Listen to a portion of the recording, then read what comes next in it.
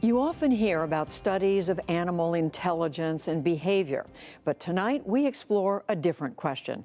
What can we learn about ourselves from studying the inner lives of chimpanzees? Jeffrey Brown talked to primatologist Frans de Waal about his new book exploring the emotions of primates. Yeah, they're coming out. You see the rain face actually? You see it. Oh. I always see disgust in their faces when it rains. Call it the rain face, a look of disgust in the midst of a downpour.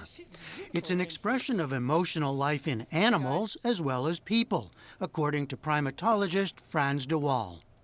So they're venturing out, huh? Yeah. In the mud, in the rain? Well, that's because there's food.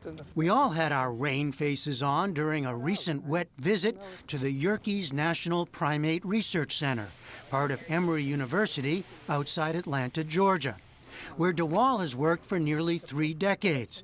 They don't like to get their hands wet, you know? You see that? And helped change the way we think about animals and humans.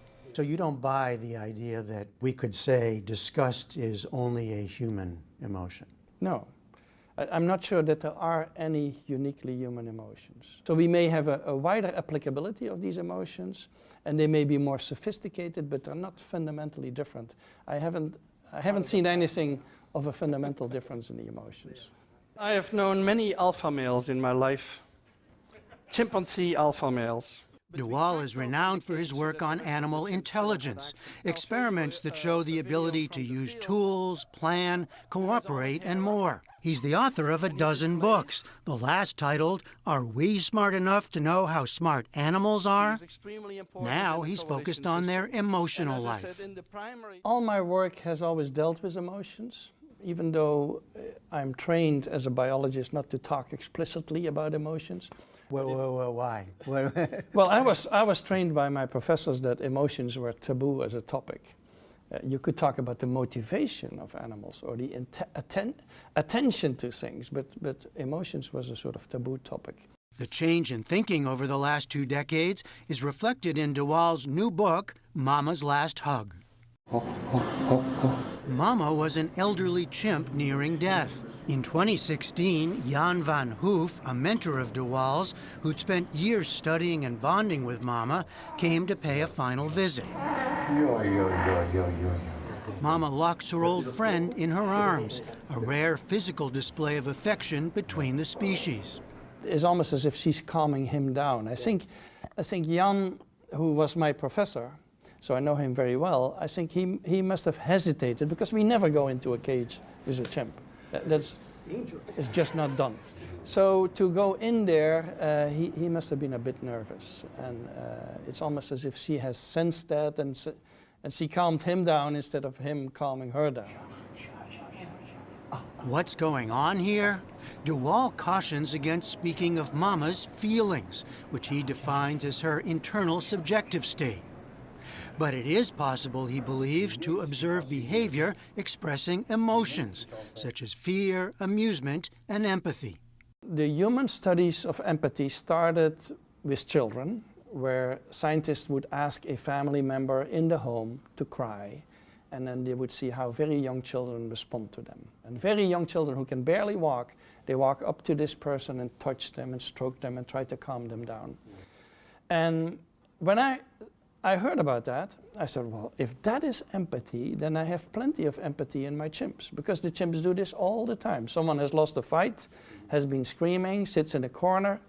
Other chimps come over and embrace them and kiss them and calm them down and groom them. We give her a piece of cucumber and she eats it. In an experiment de Waal often shows audiences, a capuchin monkey is fed cucumbers and seems perfectly happy, until seeing a neighbor getting sweet grapes. People laugh because they laugh because they suddenly recognize themselves in the behavior of animals. Yeah. And they're sort of nervous about that, I think. Monkey number 1 now emphatically rejects the lesser treat. Later with chimpanzees we found even more complicated. In chimpanzees we find that the one who gets more may also object to it, not just the one who gets less.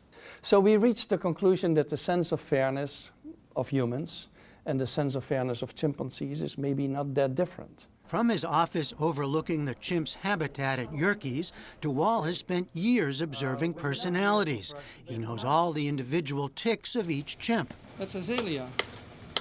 Azalea lost weight. And observing patterns. What happens after a fight? When does one chimp step in to help another?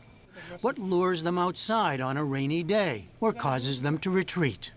I asked de Waal what we remain unable to know about the inner life of chimps and other animals. One of the most difficult ones is consciousness. And that relates to the issue of feeling. Right.